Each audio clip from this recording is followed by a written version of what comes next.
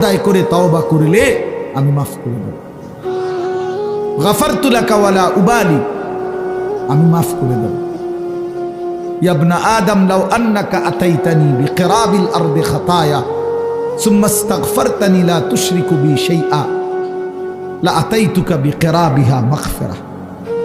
আল্লাহ বলে, বান্দা তুমি যদি জমিনের বালু কণা পরিমাণ গুনাহ নিয়ে আসো, এই পৃথিবীতে কি পরিমাণ বালুর কণা, 1 লাখ 2 লাখ 10 শতক জায়গার মধ্যে যদি ড্রেজার দিয়া বালু ভরাট করে তো কয়টা বালু কেউ গুণে শেষ করা যাবে?